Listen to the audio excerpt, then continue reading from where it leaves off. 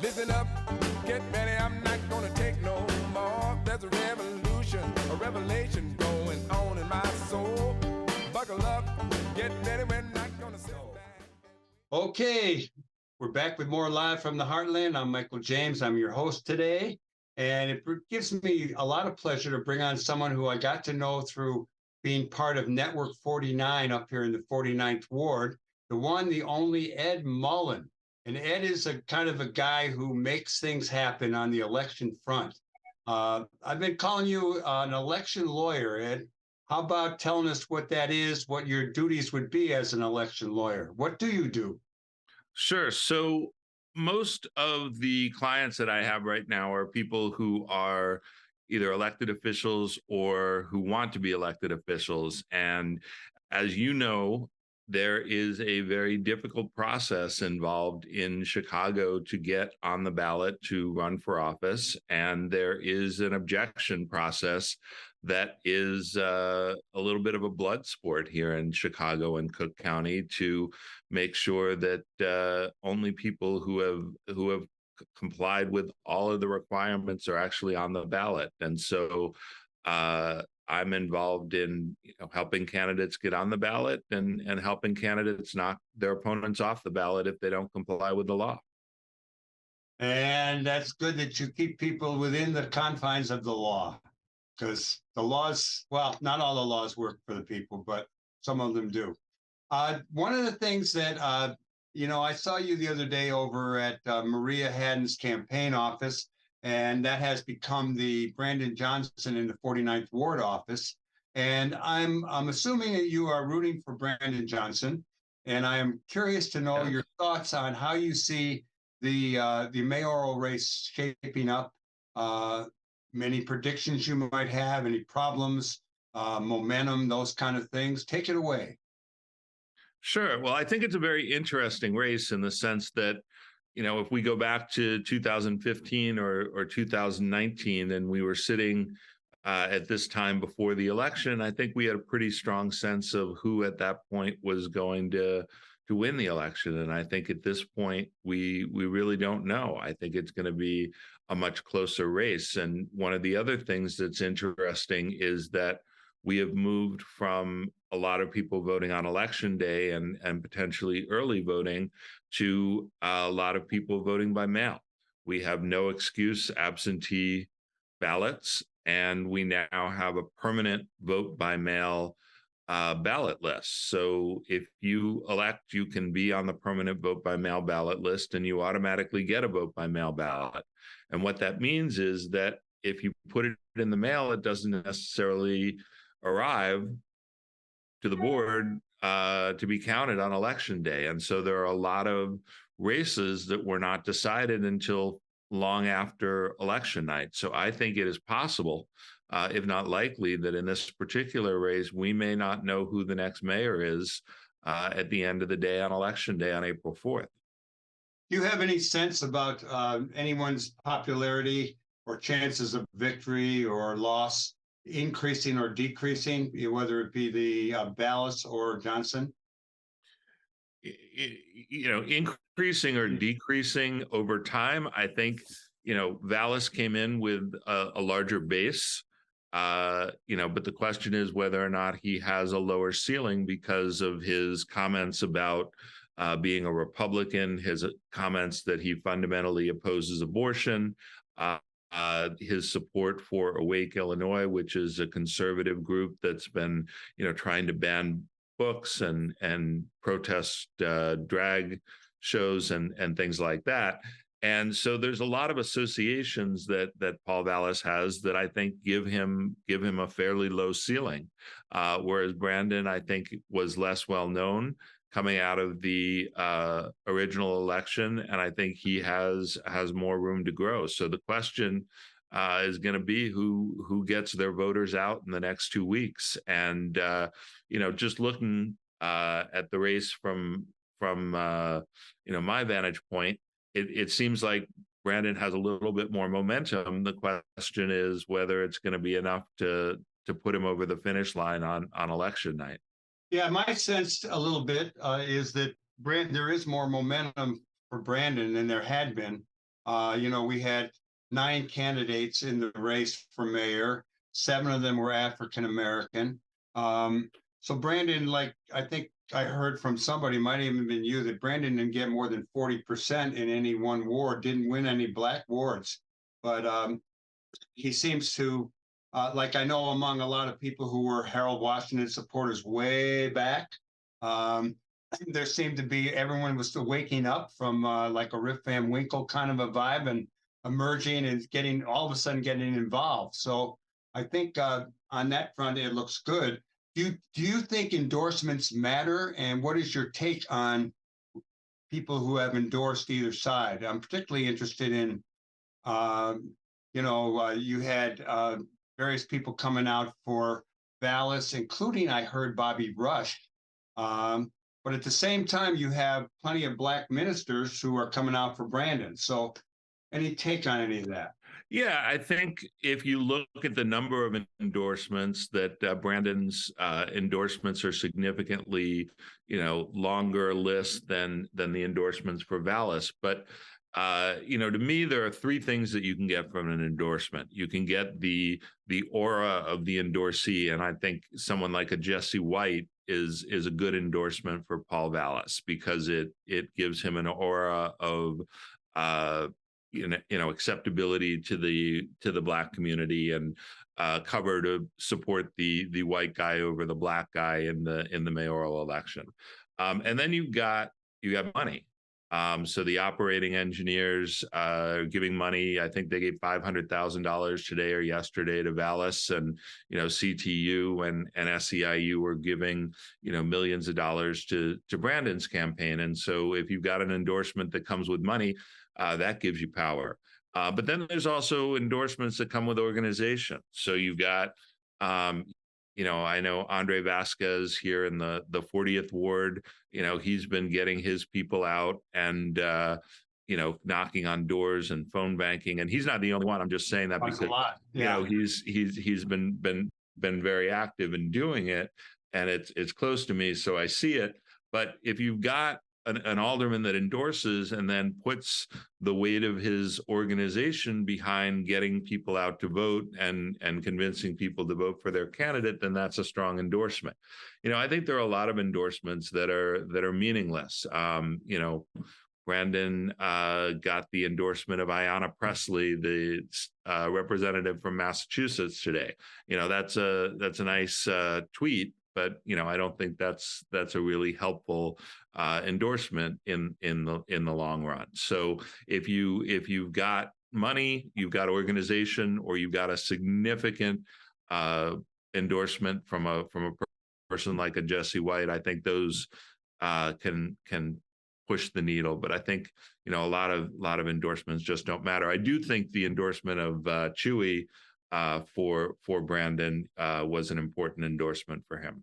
Yeah, I think so. I mean, hopefully it matters a whole lot. And the other thing is, you mentioned money. You mentioned the operating engineers. I hadn't known where they had gone, but you have the Uline people, and then the other guy who used to live in Illinois and moved to Florida. I mean, these are some of the really wealthy, big-time people who don't live in Chicago, but they are putting a lot of dough into the Vallis campaign. Right. So the company that Ken Griffin works at, and he moved to Florida, the employees at Citadel or partners or whatever they are, have been giving a very significant amount of money to Paul Vallis, and the investment community has been giving a significant amount of money to him. The business community, so Vallis has been getting a huge amount of support from people that otherwise support Trump, supported Bruce Rauner, very more on the conservative side of the ledger for sure. Any thoughts on the issue that both candidates are talking a lot about is the police? Brandon Johnson came out with a, defund the police way back. He's kind of walked it back a lot. Vallis, you would think the only issue facing the city is the police And we did talk earlier in the show about a new report out about police training, which is pretty negative.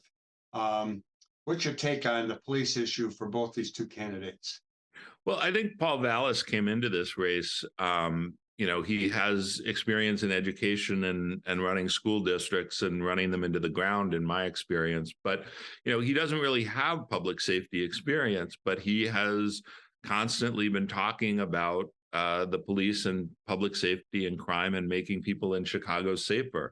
And I think the fact that he has been constantly talking about that means that people associate him in a lot of ways with law and order and keeping people safe.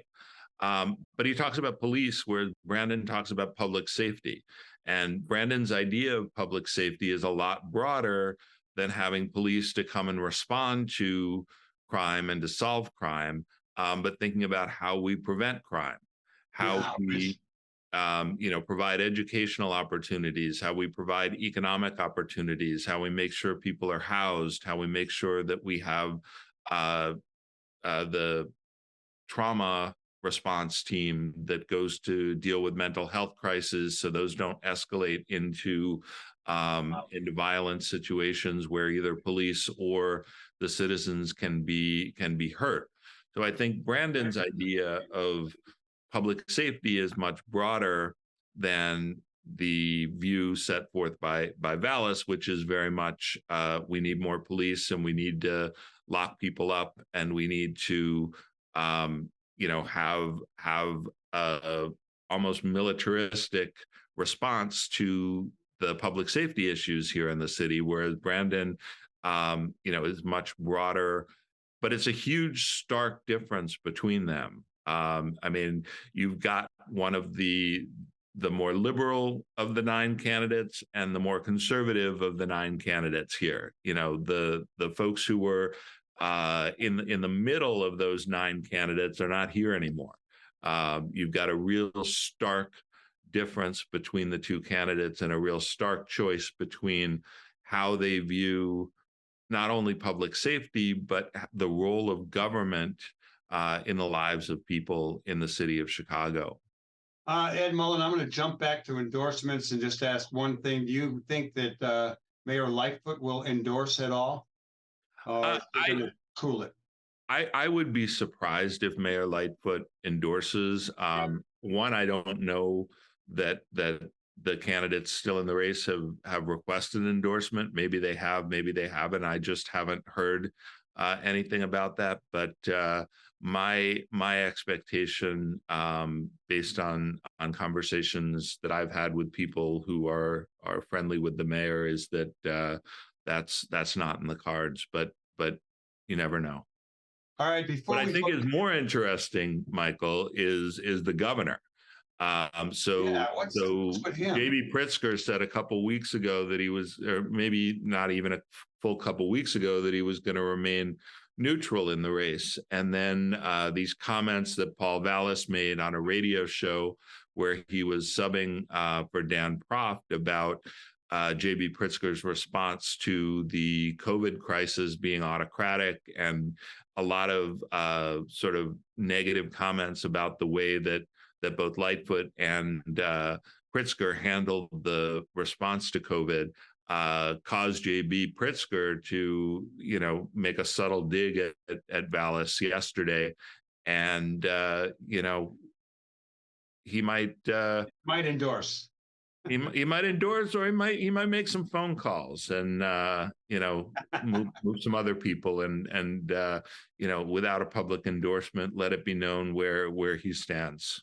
Well, I hope he does that, because I got to say, I remember when he came to the Heartland way back in our early days, the Heartland Cafe, and I wasn't that friendly to him, but I've liked him as our governor and been pleasantly surprised. Before we go to the aldermanic races, let me ask you, if you were a gambling man, who do you predict will win the mayoral race? I think it's going to be very close, but if I were a gambling man right now, I'd bet on Brandon. Yeah, I hope so. And I think a 51-49 win is more likely than a 53-47 win. I know that you have been working with some of the aldermanic candidates. We have, I don't know how many, is it 9? And we have a number of aldermanic runoffs around town. 14. 14. And you want to talk a little bit about some of those, and then we'll get to the city council and its makeup going forward.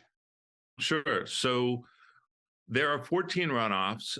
There are only 2, I believe, incumbent aldermen who were forced into a runoff.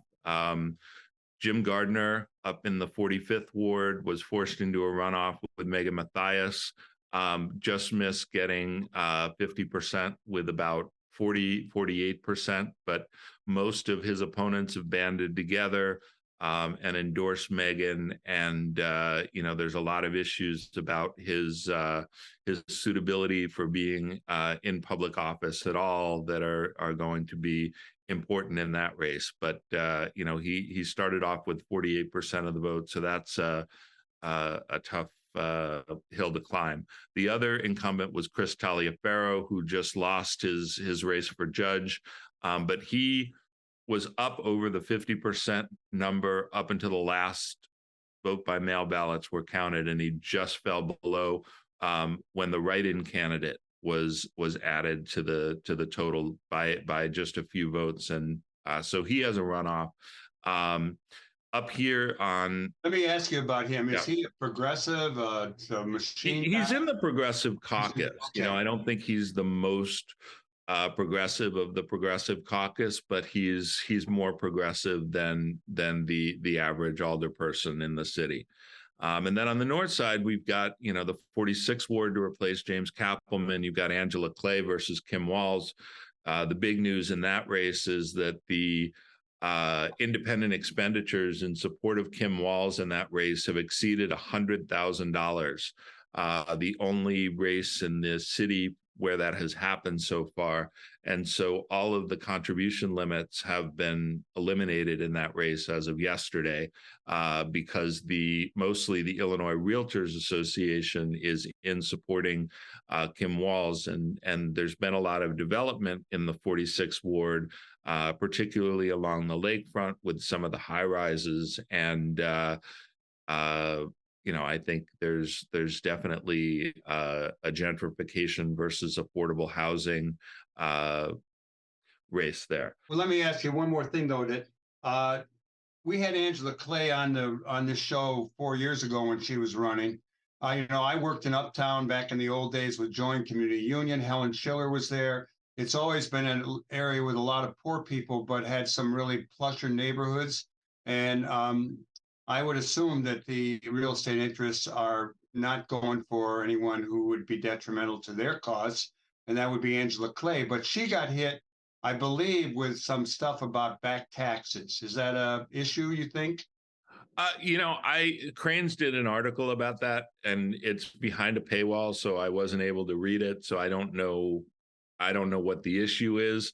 One thing you learn in going through these races is that every aldermanic candidate is something that you can highlight that's a negative for them. And the problem for Angela is that there's $100,000 behind mail pieces, making that a big issue. So whether it's a big issue or not, the problem is that there's $100,000 and more behind mail pieces that are going out to the neighbors saying that she's got financial issues. What's the situation with Gardner? He would be, he doesn't seem like a very popular guy. And you do think Megan Mathias has a good shot at that? Well, I think she has a shot. I mean, the problem is that Gardner eliminated during the redistricting the wards that the precincts that had gone strongly for John Arena, and added precincts to the 45th ward that were more conservative. And so he drew a map for himself that was much more favorable than the previous map. So I think it's a difficult race, but it's a winnable race, given the negatives of Gardner, and given that a lot of his opponents have banded together to support Megan and vote him out. Ed Mullen, this has been great, and I look forward to having you on maybe after the election. But let me ask you one last question, and that would be, what do you think will be the makeup of the city council and the role of the Progressive Caucus, the size of the Progressive Caucus and its role, Right. or So any new mayor? right. So I think regardless of what turns out, the Progressive Caucus is going to grow. But not to throw your question back at you, I think the more interesting thing that's going on right now is Scott Waguespack and Michelle Harris and Jason Irvin, who Scott used to be the chair of the Progressive Caucus, but is not been an active participant in that since he became the finance chair 4 years ago. But they have banded together to try to create a new set of rules for the city council for the next cycle, and also to change the way that the committees are selected so that the council people actually vote for who their chairs and vice chairs are, instead of those being selected by the mayor. And I think they're trying to get a lot of that done before the election, because it's going to be harder once you've got a mayor-elect to get some of those changes made, because that mayor-elect is going to fight some of those changes. So I think the Progressive Caucus is going to be larger and more powerful. I don't think it's going to be 26, which is what you would need for a majority. But I do think that the next council is going to be much more independent from the mayor than they have been in our lifetimes. Well, that's probably a real good thing. And Ed Mullen, you always enlighten me, and I appreciate you coming on the show. And I'll see you in the neighborhood for sure. All right. Take care. Thanks, Michael. Very much. And